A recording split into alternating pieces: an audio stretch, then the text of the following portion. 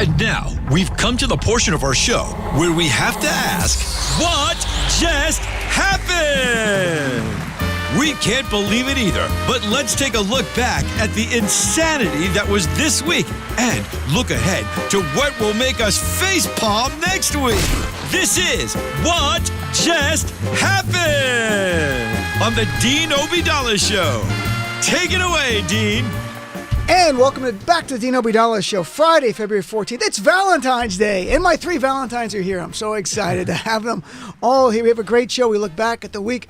What's wrong, Allan? You can't hear anything? No. That's what you get. Can you hear me? That's Am I on? Get, okay. Yes, you are. But that's what you get the first time on the show. You don't get to hear anything. So, all right. So, first we'll welcome you. First time you're on the show, and Allan Fuks, very funny guy. He's been on NPR. He's got a new YouTube series called Tear Jerkers. And comedians make fun of tear jerky films. Tear jerkies. Tear jerkies. And you're going to be headlining the Funny Bone, wherever that is. Why don't you tell me where it is? Where is it? Hartford Funny Bone.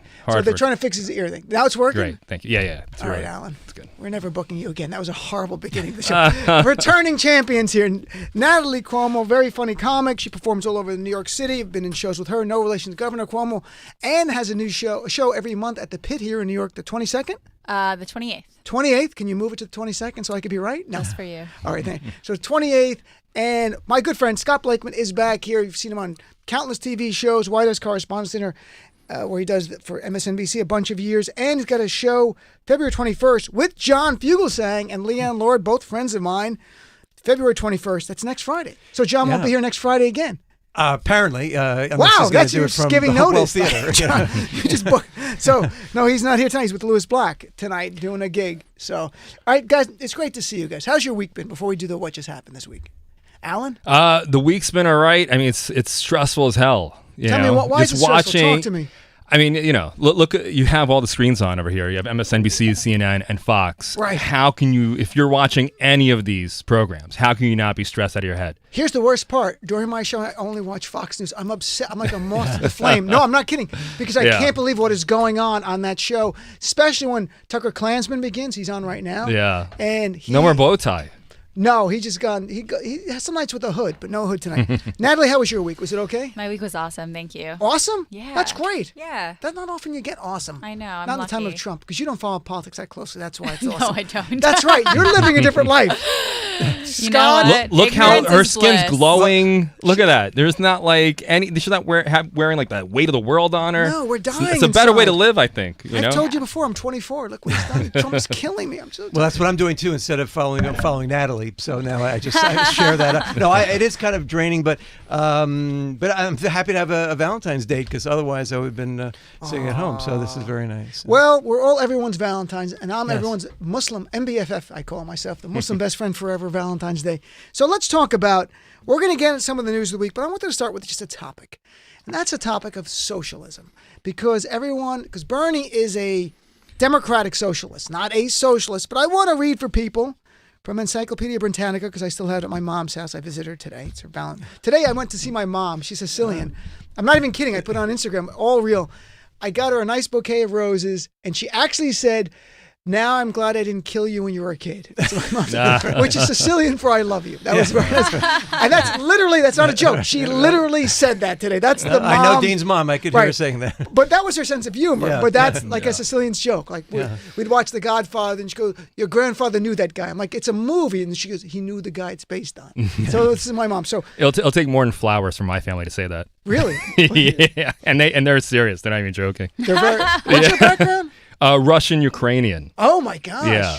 I'm actually more Ukrainian than Russian, but it's only recently that Americans know what the hell Ukraine is. Right. So now I'm like saying Russian Ukrainian. Before I said Russian, because no one knew Ukraine. They Are never you heard of it. really mostly Ukrainian? My parents are from Kiev, but I have family from all over Russia, and we grew up Russian. We went to like Russian restaurants. We speak Russian. We don't speak Ukrainian. Or I didn't, because that's how the Soviet Union, they would impose the Russian culture on Ukrainians. Interesting. So I speak Russian. Ukrainian is like a little bit of a different spin on that. That's so. When you were hearing all this story about what's going on, this is much more personal for you because it's crazy. Were you born there? No, I was born in Belgium on the way. course. That's Yeah. what all Ukrainians are doing. All right, so let's talk about socialism. Let me read the definition of socialism. So we're all on the same page here, okay? Everyone, you might want to take this down. Here it is. Socialism, it's social economic doctrine that calls for public rather than private ownership or control of property and natural resources. According to the socialist view, individuals do not live or work in isolation, but live in cooperation with one another. Furthermore, everything that people produce is in some sense a social product, and everyone who contributes to the production of a good or is entitled to a share in it. Socialists complain that capitalism necessarily leads to an unfair and exploitive concentration of wealth and power in the hands of the relative few who emerge victorious from free market competition. People then use their wealth and power to reinforce their dominance in society. I love that. I'm like, damn it, I'm a socialist. So, first of all, Natalie, you're the youngest here by just a year or two. When you hear socialism, does it mean anything? Is there a negative connotation, positive, meaningless? Is it just a word? I think there's a positive connotation. Really? Tell us what, because you're a millennial. No, are you even younger than millennial? Like, is there Generation Z? I think I'm a millennial. Yeah, You Gen are- Z is younger than millennial. Okay, so Yeah. I don't I'm know. 25. I'd say millennial. Okay, so you identify with those people. All right. Yes, I do. Okay, very good. So when you hear the word socialism, honestly, because there's polls that indicate younger people have a different view. What do you think? Right. I think it's great. I think it's a more balanced way of looking at society, and it's a way of balancing out capitalism. You're definitely not related to Governor Cuomo. Don't bring Fredo. I mean, everyone deserves to have the same opportunities as other people. It shouldn't depend on their class. And what's interesting, there are Trumpers out there, or even just Republicans in general, like socialism, blah, blah, blah, blah. And you ask them, do you like Medicare? Do you like Social Security? And they go, yeah. Well, those are both socialist concepts. There's no Right. disputing it. In fact, CNN notes here, policies rooted in socialism, like Medicare or Social Security, are widely popular across political lines. Yeah, that's amazing. So, I mean, Not only Yeah, that, well- the police and fire departments, that's socialism, Yeah. you know. But here's the other thing too. For millennials and Gen Zers and even like Gen Y people, What is that? They Gen Y came after Gen X. Okay, fair yeah. enough. So they didn't grow up with you didn't grow up in the Cold War. You know, it's a post Cold War world. They didn't grow up with all those '80s movies where the commies are Hunt the for Red enemies. October? Hunter Red October Good came out in the movie. '80s, I think. Right. Right? They're like so that associate. You don't have that negative association. There's no Yeah. such thing. You don't know. It's just hipsters love it. So why not? It's why, and it's like you're from the and if you're- Ukraine. You had the Russians dominating you. Now, was Right. that when you were being dominated by My them? family is mostly pro-Trump, which is crazy. What? Yeah, which leads into so many fights. Are they And investigating on the Bidens in Ukraine right now? Are they doing? My father Giuliani stopped by the other is like day. volunteering. My father would love to step in and help out. Yeah. No, but did you grow up in was it socialist when you were growing up, or was it capitalist? Was it free market? No, my parents fled the Soviet Union, and there was extreme anti-Semitism. I mean, they're racist. A lot of them, especially in Ukraine, a lot of it's all white people. So anywhere you go where it's all white people, it could they're going to have like a strain of virulent racism. Sure. So my father had to you had to bribe your way into universities. Jews had a very, very tough time there. My grandfather went to prison. Just for being Jewish? Not just for being Jewish, but it was it was like a kangaroo court. It was like one of those things where it was very easy. If you're Jewish, it was the equivalent of being black here in the I think like let's say 50s, 60s, in the 80s, in the 70s and 80s over there. But the thing about this 60s is, to 80s. everybody, and first of all, as Pete Buttigieg said in the first debate, no matter what the candidate is, they're going to accuse them of being socialist. I mean, the Affordable Care Act, which is almost a Republican idea from the Heritage Foundation, they called socialism. So what they call socialism isn't socialism. Plus the fact that, as you know better than I do, Allan, that Because he's Jewish? No, I am too. So I don't know that part. I'm the Brooklyn Jew, but although there's a lot of Russians who live in my neighborhood. But no, Do you like the Russians? Do you have any issues with the Russians? Not at all. No, I would be You- happily you dating haven't- some of the. you No, haven't I met have enough no Russians. issue with. Although there's No, I a love whole- the Russians. Well, there's a whole But- disconnect in the But do Russian you community remember, too. But Natalie, you might not know this, but there was a time in the propaganda of Russia in America, they would also define Russian women as like horrible looking, and like remember evening wear, and they did the commercial like for burger. not on the B train. You should No. come. I'm saying that's not Yeah. true though. That Yeah. was one of the Oh, lies. it's ridiculous. Right, that's one of the Yeah. lies. They're some of the most gorgeous women out there. Yeah. Right, no, Yeah. I'm just saying, but that was the propaganda we Right. lived through. Like even the Russian women, they have to wait online and they wear clothes that are like a bag with a hat and that kind of ridiculous. Like No, that's not. If you go to Moscow, it's ridiculous. It's like Milan. You know, I'm on your it's side now. I'm not. Yeah. I'm no, I'm not. just telling you what I live with. I'm the hell. What? Damn it, Stop Dean, it. Yeah, but I just want to say one thing, though, that Russia was never social. It was an authoritarian regime, which, by the way, to anybody who has a reservation with socialism, I'll take that any day over the creeping fascism that we have in this country, because the bedrock of socialism is more democracy. And every day of this week or any week, we're losing on democracy. And frankly, if you read, I was looking on the train, not only the definition you read of socialism, but the definition of fascism, which is a government that believes in the supremacy of one race or one nationality, where the leader demands total loyalty, where it's a demagogue thing. It's all. That's the Doesn't ring any 2020 bells. platform. I don't know. Yeah, absolutely. Yeah. By the Well, way, there's a- go Bernie ahead. Sanders, but when in defining what he's about, he goes, when Trump screams socialism, all of his hypocrisy will not be lost on the American people. And he often talks about, even when I interviewed him, that Trump got hundreds and millions of dollars in tax abatements and even money from the federal government to build in certain areas, which is socialism because it's not free market. You're getting money from the government to build your stuff. And Sanders said that he's not a Marxist. He does not want the abolition of capitalism, as you have people like Marco Rubio suggesting. He's point blank says that.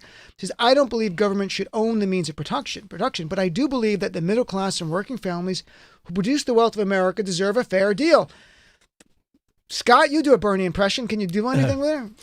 Well, I was saying any Jewish guy from New York over 40 get it, but it'd be like, let's see. I was going to Brooklyn from Manhattan. You could take the tunnel or the bridge. What am I take the tunnel? It's $14. What am I, a billionaire? Here was last night. Here's a quick joke by Colbert because Bernie's now in the Nevada campaign. It's a quick one. Number one. Next, the campaign moves on to a caucus in Nevada, which is perfect for Bernie because he'll fit right in at the nickel slots. Come on, baby needs a new pair of shoes. Because the millionaires and billionaires are refusing to pay the baby a living wage. Come on, let's go. So let's talk. I was in New Hampshire from Saturday through Wednesday, and I still not caught up on my sleep, frankly, because we were running around interviewing people. So is there a candidate each of you like? We'll start Natalie. Have you made a choice? Do you follow the Democrats that closely? Like I really like this person or not? I really like Bernie. You do? For sure. And yeah. why? I've always stood for what he believed in. I really like the way he supports Medicare and Healthcare for all. healthcare for all. That's huge. That's huge. It's so scary to be in a position where you don't know if you can pay for your medical bills. Absolutely. And Trump is lying every day saying he's protecting pre-existing medical conditions. He's not. He's in federal court. So, but what about anyone else? Was it interest to you at all, or was it just Bernie? I think Bloomberg was actually kind of interesting to me. Really? Yeah, I just because I've had so much experience understanding what it's like when he's in an authoritative position. I've lived in New York my whole life. Right. And I wouldn't be miserable if he was elected president. What I find, and well, let's go through it, and then we'll talk about it. Allan, what about you? Have you made a choice, or are there a few you narrowed it down that you would like to be the Democratic? Bring back the rent is too damn high guy. That was my dude. Come on. I think Bernie's close to that. It's pretty close. Yeah. Anyone? I mean, do you follow it that close? Where you're like, I want this person. As Yeah, nominee, I mean- or is there a few that you've narrowed it down that you would like? You know, I know I'm gonna lose a bunch of followers for say because I have like Trump supporter followers. You What? know, I do. I have like a mix of followers. You know, Wow. so especially when you're on the road. You know, when you go south or anywhere in the Midwest, you're gonna get like a lot of Trump When you supporters. say South or Midwest, you mean below, like I mean, Canal Street? yeah, exactly. Anything- I mean, New Midwest, Jersey, anything to Jersey. parts of So, part of the South Beach. well, I mean, who are people you kind of like? You don't have to say you're actually supporting them, but are there a few that have No, caught your eye? listen. Right now, the financial position I'm in, all the way for Bernie, all the way. And then maybe in 4 years, if I'm in a different tax bracket, I'll reevaluate. I see what the different Bernie's policies a are. guy. Scotty, what Well, about I can't. I don't want. Here's the thing. Even if you're for Trump, I don't want another 4 years of social media just being strident people espousing their political beliefs based Yeah. on no actual knowledge. That's driving me crazy. So I'm with you. I just want things need to like calm down this country, and we need anybody else over him.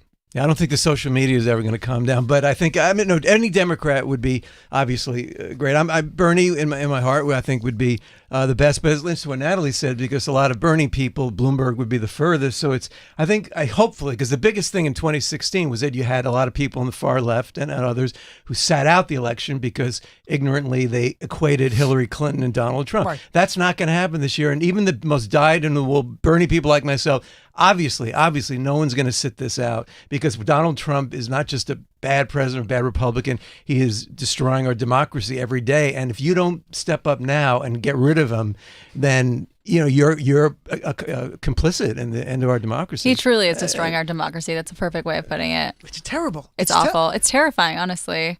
And before you guys came on, and a completely unfunny note, but there was a great article in the Washington Post, and I went through it, about kids being bullied in school. It was a long article, being bullied in schools, but kids of color, LGBTQ kids getting bullied, and they're using the words of Trump. They're yelling at the kids of Mexican heritage, "We're going to build a wall, go back to your country," taunting Muslims, "We're going to ban you," wearing MAGA hats while bullying kids. So it's not like we're speculating there's a connection between Trump and these incidences. They're specifically tied, absolutely, and the Washington Post documented that. So that's the real world. Like, forget these big pictures about democracy and it's hurting and separation of powers. That's true.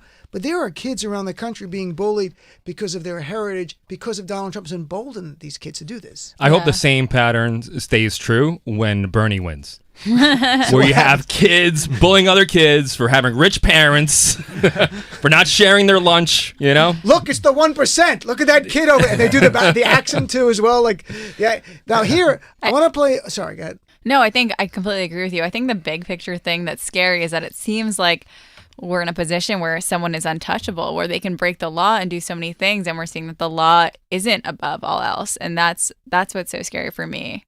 That's really interesting, because I think Trump has made us rethink things in a way that we assume no president could do this. And then we realized it was just because no president wanted to do this. Right. You could do a lot of things. You can keep acquiring power as president, become an imperialistic president. Like with him, with Bill Barr. And you start thinking of things you haven't thought of before. I just had Jill Wine-Banks on, who was a former prosecutor for Watergate years ago. And I'm like, maybe we need the attorney general in the future to be elected like they have in states, but on a federal level. So they're completely independent. The things I never thought of before, because I'm like, this all is a charade. This checks and balances is meaningless if the people in his own party won't do anything. I've always thought of that. Now you're smarter than everyone else. Yes. First time on yes, I thought of that. I foresaw all of years this. ago. When all I was back in the Ukraine, Belgium. So why did you think of this years ago? You need more separation. You need more, you need people you need less appointed officials. We need to get rid of the Electoral College. Everything has to be a popular vote. I agree. No more lifetime appointments in any position of power. I disagree with the founding fathers that, if we have, Supreme Court justices for life, there'll be greater stability. They won't be subject to the whims of the most recent politics or issues. There should be no such thing as a lifetime appointment. It's ridiculous. I don't think the founding fathers foresaw how polarized we would get and how ignorant we'd be, and how everything would just screech to a standstill. Let alone how long we would live. Yeah, that too. Because lifetime appointments back then meant all right, you're in until you're 30. But they were men of integrity in those days, and I think they didn't foresee a day that you'd have a Trump. But as you were saying, just very quickly, the difference now is you had Jill Wine-Banks. She was a Watergate person. Right. What Nixon did pales in comparison to what Trump did with Ukraine, and yet you had different people, and there were people of integrity then, and it wasn't easy, but you had the Howard Bakers and all that. Now this is how democracy dies. This is why you look at other countries, it's like, well, how could they have gone along? Because these Republicans have no integrity, and they're so afraid, and they just went along, and not because no president ever tried it, but because they wouldn't have gotten away with it, but now he's getting away with it. Allan, you make a lot of sense, but the problem is you're Russian and you're trying to destroy our democracy. I know that deep down you're trying to interfere in this election again like you did in 2016, and it's ridiculous.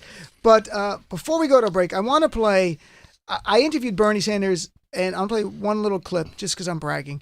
And when I asked him about Mike Bloomberg and what he thought of Bloomberg, this was literally his backstage. Like, there's hundreds of college students, and me and Matt, my producer, drove an hour and 20 minutes from Manchester, New Hampshire, in a snowstorm. We were like, and it felt like the snowstorm, like where you would die, and it was like the Buddy Holly Highway we were on, or something like that. It was like something, and we're not going to survive. And then we sit down, and Bernie says this, and actually made press. Here's clip number 6, please. Right now you have Mayor Bloomberg running. Some people look at him as the solution.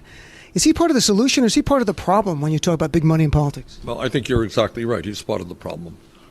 Look, Bloomberg, anybody else in America has the right to run for president. But I think in a democracy, you do not have the right to buy the presidency. And it really is absurd that we have a guy who's prepared to spend already many hundreds of millions of dollars on TV ads. Meanwhile, he did not do what all of the other Democratic candidates do. He wasn't holding town meetings in Iowa or New Hampshire, Nevada, or South Carolina. Those were not important enough for him. He could simply buy the election with hundreds of millions of dollars of ads. That is wrong. That is the basic fundamental problem of American society, is that billionaires have extraordinary wealth and power over the economic and political life of this country, and that's what we're fighting to end. And then he said, now you and that machine that sucks the soul out of people, get out of this office right now. I've had enough of you. All right, let's take a quick break. So much to say about that, but yeah. No, we'll come back and talk about it, but we have to go to breaks. We've got to pay some bills here. Be right back. Dean Obadala Show on Sirius XM Progress 127.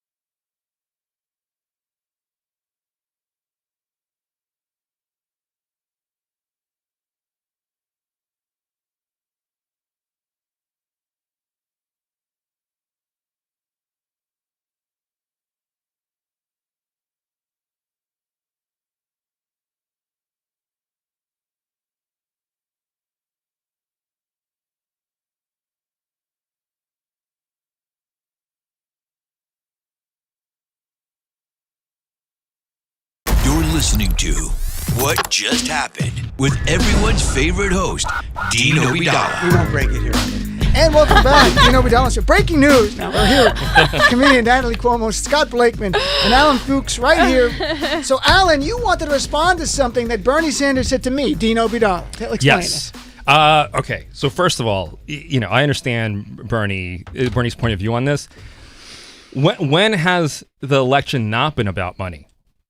It's always been. He's raising money. It's through small donations, but it's a broken system. And it's a horribly broken system. And they're not passing any legislation anytime soon to fix that system. So that's first thing. Second thing, Michael Bloomberg is an atrocious public speaker. Have you seen him? Even recently, he's absolutely awful. There's no stage presence, no star quality. Boring as I don't know. Can you curse here? You can curse. Sure. I mean, boring as it's just awful to watch. Like, you can't. Trump, at least, you may hate him, you may disagree vehemently with everybody, but he's an entertaining clown. Right. There was nothing entertaining about Bloomberg. Well, that's why I'm amazed that there's this whole. First, it started with Biden. No, he's the one, and I never thought he'd win a primary. I think that's going to be borne out. And Bloomberg, being a New York City resident, I didn't like him in the beginning. I mean, he did a couple of things, but he, as you said, he's not a compelling person at all. He picked some good people to work with him, but Thomas Friedman and the Times, all these people. He's the one. I mean, playing it safe with. Someone like that is not the answer. Well, they could have played it safe, but it's too late now. They could have played it safe. They could have had Michelle Obama run with Mitt Romney, and say you're going to have Oprah in some type of high-level position, and then that's it. Attorney General. Attorney General Oprah. That's right. I love it. Yeah, so he, speaking of things like we know about stop and frisk with Bloomberg, Right. the one thing he does that he put out a meme today. They make the little video memes in a way that because he's not in it. And this one actually was funny. It's Trump talking. This is real. This is a real thing they put on Instagram and on Twitter. And it's Trump talking about the coronavirus and how when it gets warm out, it'll be less of a threat for people, which makes no sense because germs spread more. In any event, but then in between, it's not Bloomberg. They use a clip of Jim Downey, who I used to work with at SNL, from Billy Madison. So I want to play it. Hopefully it makes sense when you just hear it without seeing the video, but it's only 40 seconds. Here's clip number 8, please. Now, the virus that we're talking about having to do, a lot of people think that goes away in April with the heat, as the heat comes in. Typically, that will go away in April.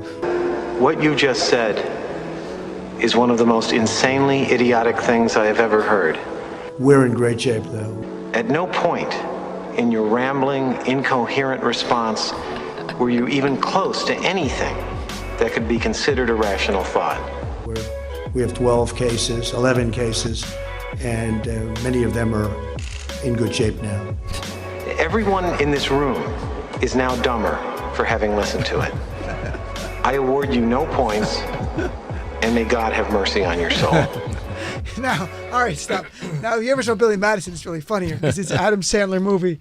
But that's what makes. I also know Jim Downey, the guy who does. It should have been an SNL. I mean, but that was a clip from the movie. That's not like a new thing they made. They really took a clip from Billy Madison. So if you knew the movie, it played to you. If it didn't, just like, what is going on?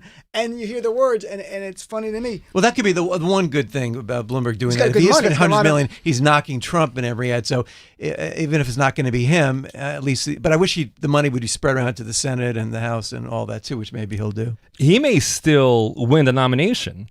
I know Bernie is still Bloomberg. Either one could win it. They could win. Biden could still pull it out. Unlikely, but it's possible. They're acting like any of the old rules still apply. Yeah. We have no idea what's going to happen. If people feel that he's our only viable candidate, and you have the media is basically they're not really behind Bernie. You could tell they're trying to except for me. contort themselves. Yeah, except me for and you. Jake Uger and a couple of people. The main thing is being able to beat Trump, and I think that some of the Democrats are getting distracted by that. I understand what Bernie is saying, but I don't know how productive it is to tear down the other candidates. So what you said, the beat Trump, that's what everyone calls and everyone says in polls. And the hardest thing on my show is how do you define what's the metric? Like, is there an objective metric for defining who can beat Trump? And that's where we have this problem. There's almost a paralysis among Democrats. We're like, what are we going to pick? We got to pick the best one. And people go like, do you know who the best one is? I don't know. Do you know who the best one is? So how would you define? There's no right or wrong answer. I'm just sincerely curious. Allan, with you, how do you define who can best defeat Trump? What are the qualities? You're not going to get Republicans. Forget it. Right. You're not going to get no Republican is going to switch from if you're one of the 49% now who is in Trump's camp, you're not leaving anytime soon. No matter what the hell people talk. Ezra Klein talked about 43%. this. He fluctuates a little bit, but let's say 40, even 43%. They're not going to be swayed by facts, right? So now it doesn't even matter. Like maybe you could get a moderate in there, but I don't even know if a moderate would win. I think I think Bernie Sanders with someone who can help with the South and minorities. That's really your best bet right Sanders, now. David Duke? There you go. That's a balanced ticket. But the reason why, first of all, I think Bernie would have won in 2016. Because he won Wisconsin, Michigan, Pennsylvania thing in the primaries. Donald Trump won those 3 states that gave by 10,000 votes each, and Jill Stein got 23,000. So I really think that if you could excite the people who sat it out, you can't play it safe. The convention was unplayed. I think Bernie can win. I mean, look, whoever wins is the strongest. I think that's how it is. But you're saying, like, I mean, in your case, Natalie, for you, when you say we have to beat Trump, is there any, in your mind, any criteria that you go like, this is what I think the qualities are for someone that should be able to beat Trump? Well, I do feel like playing to the more conservative candidate could be ideal. I think there are some people that are more moderate and are leaning away from Trump, but might disagree with Bernie and might see, socialism and get scared or something like that. A lot of people are like that. Yeah. Like the socialist thing for him, they have the people, Democrats who are on, Michael Bennet, the senator from Colorado, like, I don't know if he's going to do well in the battleground states, suggesting in a way like Bloomberg would do better. So I don't understand. I'm not joking. Like, the idea of health care for all, closing income inequality, making sure there's a higher minimum wage and more wage growth, that won't play. But a guy who did racial profiling of black and brown people, well, that'll play great across the country. That's what it's beyond me. And I understand the upside to Bloomberg. There is some. Gave a lot of money for reducing gun violence, like Moms Demand Action, and climate change, really good on that. So there's a balance. And if he's a nominee, I work 150% for him. But there's other things but about him that immediately are not good. You lose all the black people and all the Hispanics. If what? If Bloomberg is the nominee, he's not going to win it either. Unless he picks a VP that can change. Yeah. Even that is going to be a huge uphill battle, and I don't see how you win without minorities behind you. I have a lot of black listeners who call, and pragmatism says they've told me I would support Bloomberg because the risk is so I know a lot high. of black people who are like never Bloomberg, and like they're saying you Give can't me their take names. No, I'm not kidding. No, I'm kidding. No, like. There's a pragmatism among... Yeah, especially in New York City. Maybe outside of New York City. But I don't even think people know him outside of New York City other than he has ads. Stop and frisk soured a lot of people, and no matter how much he apologizes... And the redlining, too. It's going to be really tough. In a way where he wasn't defending redlining, but he was suggesting... I was going to play the clip of it. I think the clip's taken out of context. I'm not defending him. People know I'm not against him. I'm not a fan. But the redlining comment made, I don't know if you saw it yesterday, he was saying part of the economic recession and the banks collapsing was that they stopped redlining, allowing for banks to give loans to black and brown people in areas they would not give them before. Now, there is some truth to that, in that these predatory banking guys who were making sales commissions were giving loans to people who should not have gotten them. Now, did redlining play a role? It may have, maybe not, but he was definitely not defending redlining. He was trying to explain, in his view, as a finance guy, in a very cold way, calculated way. I used to sell mortgages. And? So, yeah, a lot of that is overblown. The victimization of people is way overblown. Yeah, there was some of that. I'm sure there was some of that where people were taken advantage of, and things weren't explained properly to them. But really, a lot of people would come in and they knew how the system worked. They knew you could have those stated income loans, right? The NINA loans, no income, no asset verification. They just write down, they could have like one arm and be like, I'm a circus juggler and doesn't matter. And I make $1 million a year. They're like, okay, you wrote down on paper. Here you go. Here's a huge mortgage. Go for it. And people knew how to work the system. They understood. They knew they weren't the reason why we had loans. the collapse though was because of the banks betting on the mortgages, Right. and that was what it was. But I just want to say quickly though, I really think though this is a time. Donald Trump, no one predicted it. Certainly not me. And we need to really go, I think, with a heart and a convictions, and who is the best person and who will excite people. And it's Bernie. And I like Mayor Pete also. And I don't know if we have time to get into what Limbaugh said, but this show's never ending. But we are at a point in this country. Can we elect first of all a Jewish guy? It'd be funny if it was Bernie against Bloomberg, two Jewish guys. But not even like a little. Like he's like super Jewish. Although a lot of Jews though that I know, especially Orthodox Jews, hate Bernie because they don't think he's good in Israel and all that stuff. He's not a real Jew, So. It's interesting, but I think we just got to go. Who we get excited about? I get accused of not being a real Jew. And I'm like, yes. Except when you perform with me, then they think you're a Jew. They don't. Well, I am Semitic. I'm Arab heritage. Yeah, but we have to just go for the best. And Elizabeth Warren is still in. I'm really impressed with her. Elizabeth Warren very much. The media, and not you, but I mean, there's this whole narrative that we've had two primaries that account for like 0.0001% of all delegates, and it's over. Biden, I think, who was a great, decent guy, great public statesman. It's not going to happen for him. But Bernie or Elizabeth or Buttigieg and Amy Klobuchar. I mean, and I think those are the four that will come out of. Well, I want to get to the Rush Limbaugh thing. I want to play, and I think this gives us a sense of how desperate. This is Rush Limbaugh that Trump just gave a Medal of Honor to a racist 2 weeks ago at the State of the Union, Medal of Freedom. And there is Rush yesterday or 2 days ago attacking Pete Buttigieg for his sexuality. And if Trump did not tell him to do this, Trump certainly did not vocally denounce it. So, I mean, this is part of the game of the right. And then we go like, oh my God, they're going to use open bigotry? Donald Trump called for a ban on all Muslims. I mean, folks, this is what he's going to do. So here is with Jake Tapper, who slams Russia in a very subtle way. And we could talk about it, especially now that I wonder, like, younger people, like this appeal by them to homophobia definitely skews older, because younger people are like, what the hell are you doing here? This is outrageous. So here's clip number 9, please, Matt. Attacked Democratic presidential candidate Pete Buttigieg because Buttigieg is gay. How's this going to look? 37-year-old gay guy kissing his husband on stage next to Mr. Man Donald Trump.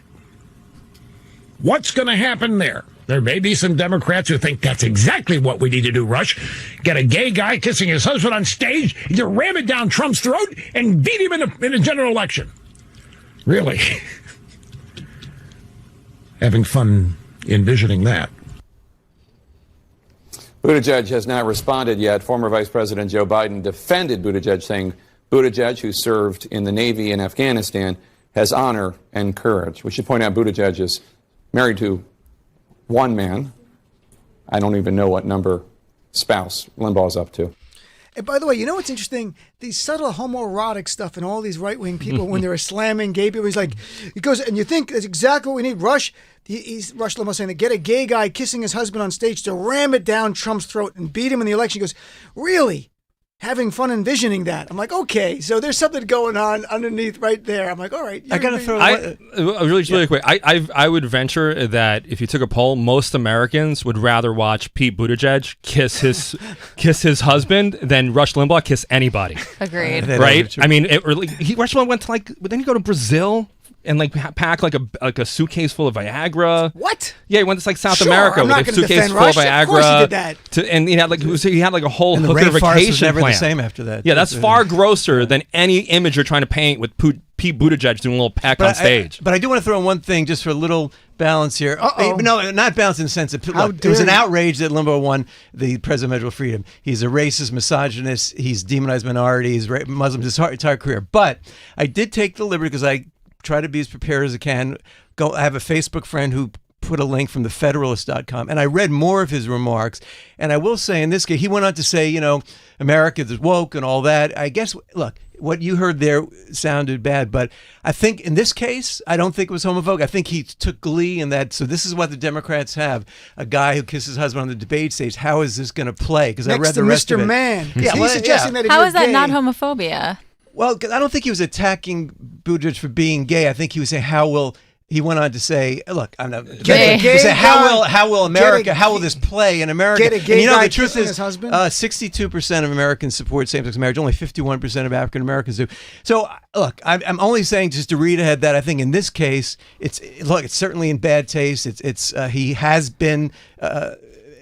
I'm sure he has been, homophobic in other ways. This particular thing, in his own crude way, I think he was raising a point we'll that... let Judge Natalie, you rule. Was it homophobic? That was completely homophobic. But in his, I mean, clearly... Judge Natalie's rule. But in his mind, he's thinking worse thoughts. That's his way of making it more... he's skirting that line. He's he's going as far to the edge as he can because then he would raise a real uproar if he talked more about homophobia, in a more Well, it's also way. he likes just causing a fire. That's what he likes doing. That's all he does. Yeah, so that's no. I think he actually believes what he's saying. I agree, but I think that the element of how vocal he is about it, he enjoys triggering people that way. It's not like they're going to be bending each other over. They're going to be 69ing. At the, you know what I mean? It's going to be. Why you had to go there? I'm sorry. All right, but you know what I mean. That was offensive. Listen, they're not going to be dry humping each other. No, but that's what he's trying to say. He's going to be they're going to go full.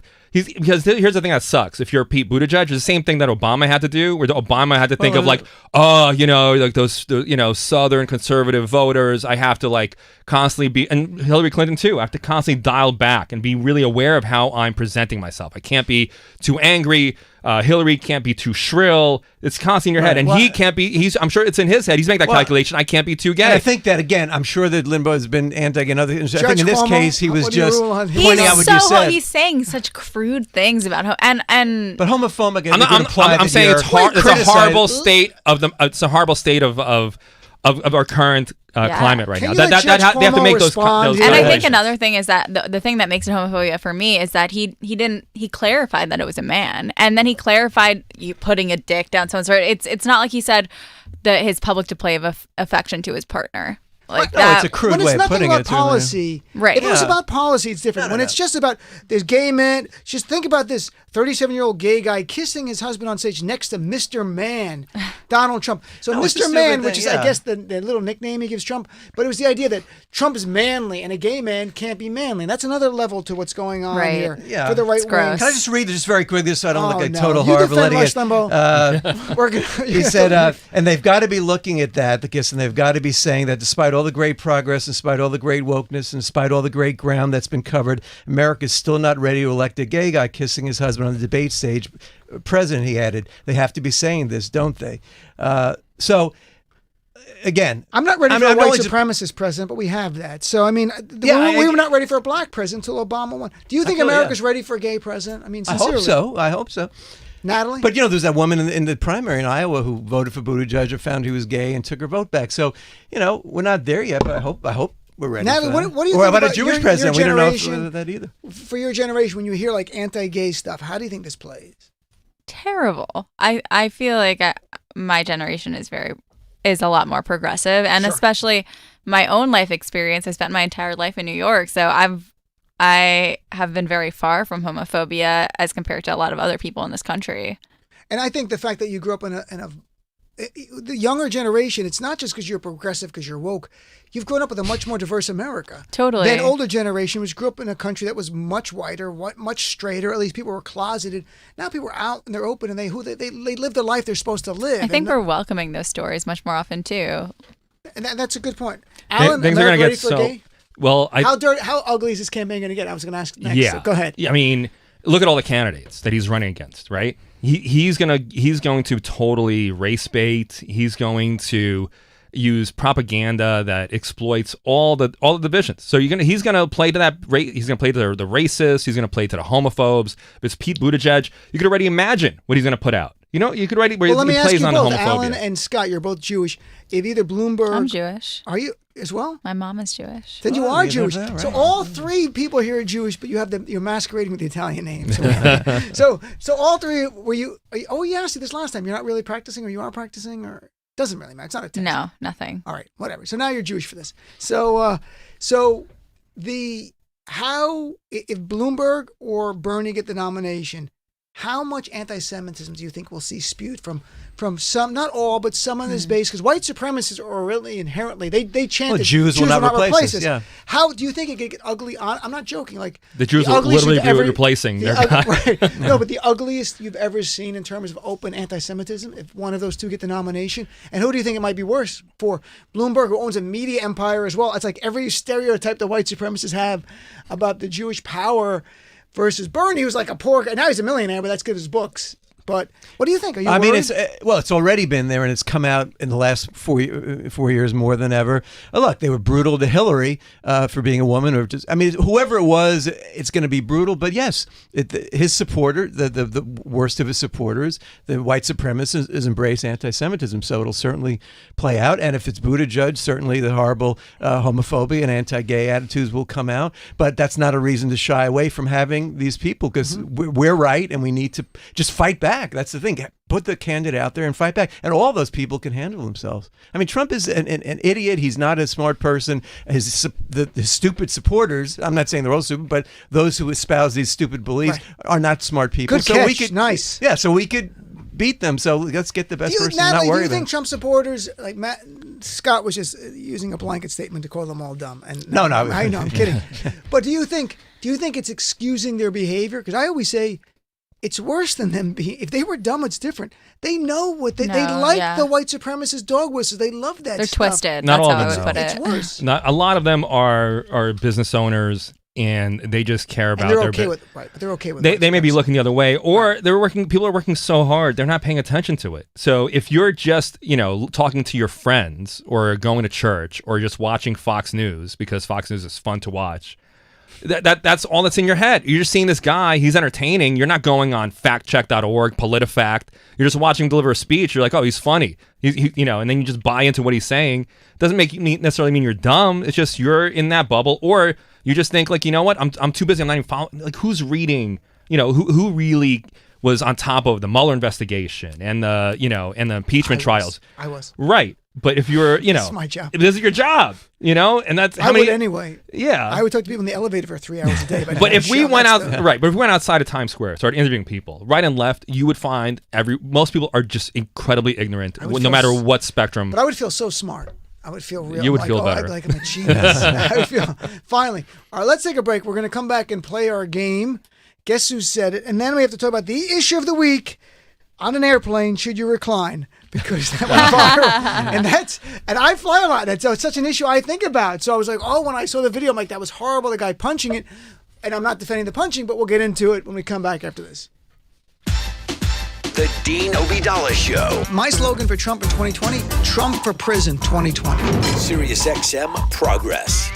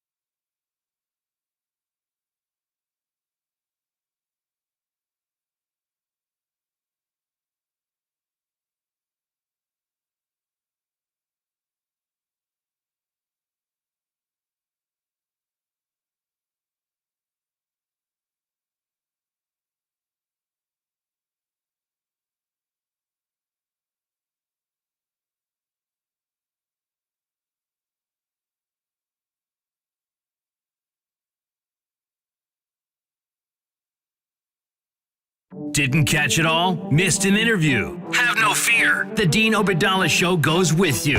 On demand at SiriusXM.com/on-demand. And on the SiriusXM app. Or you can reach Dean anytime on Twitter at Dean Obadala. Or at SXM Progress. Or live 6 p.m. East, 3 West on SiriusXM Progress 127.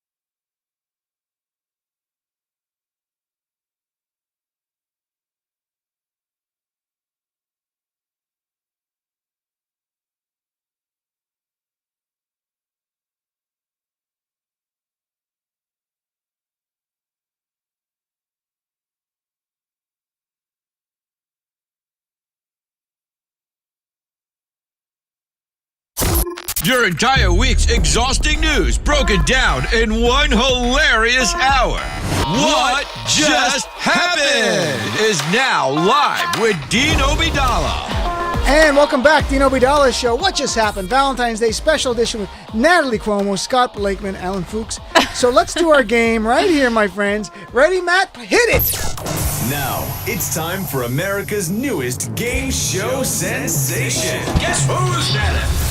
And welcome back. Now it's the game show, the game within a game. I'm going to give you actual quotes from the week and give you 4 options. You try to get them right. Today's contestants, Natalie, Scott, and Allan. So here we go. Very simple. Here's the first quote. Don't cheat anyone. There's absolutely no prizes. Here they go. You have to be careful about what you are watching and reading because the media has taken sides. So if you only watch Fox News because it's reinforcing what you believe, you are not an informed citizen.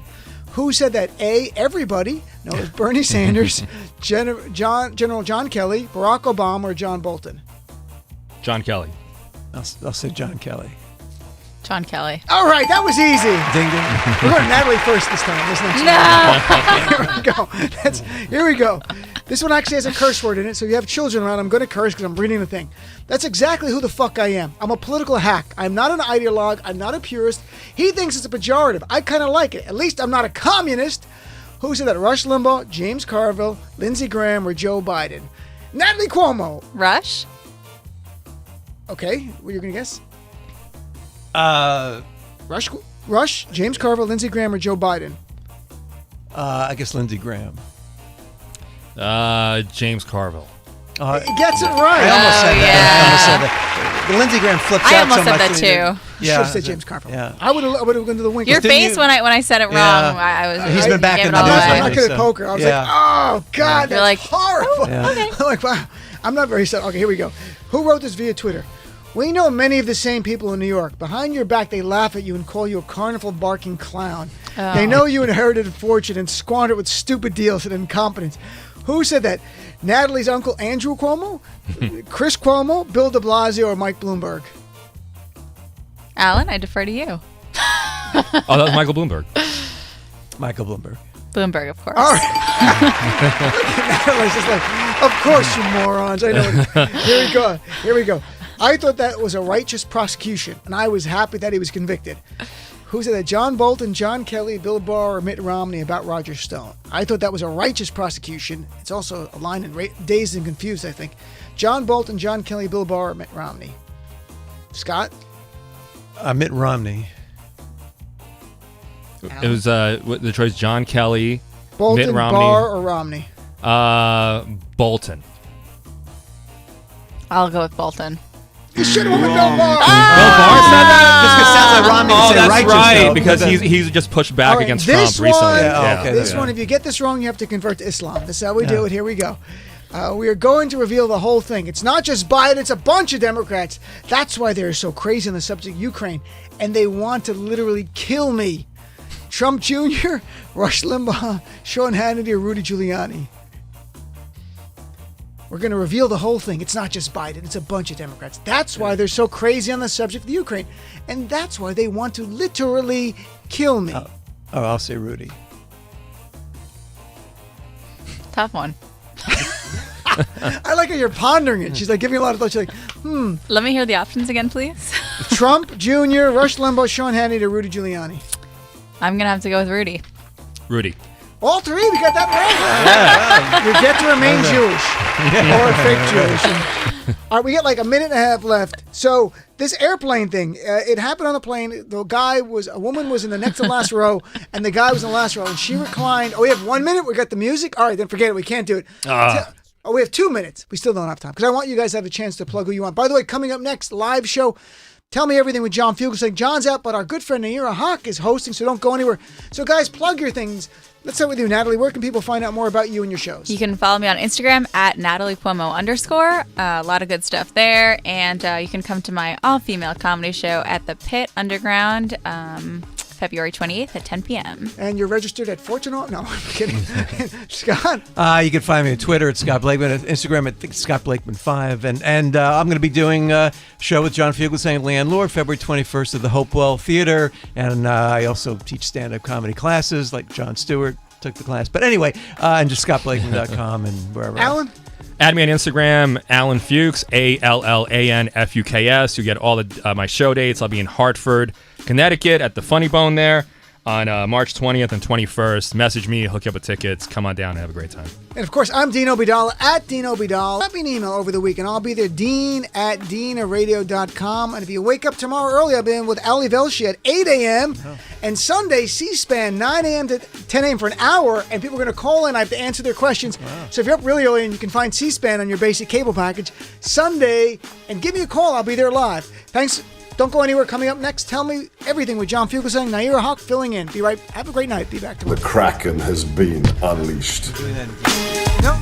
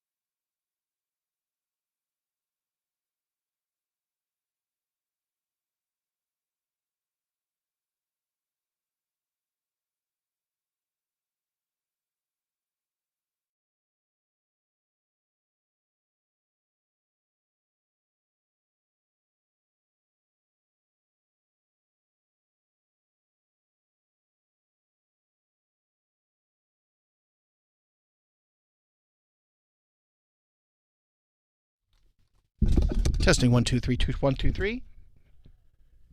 DC DC DC. DC Music 6. Hello, Naira.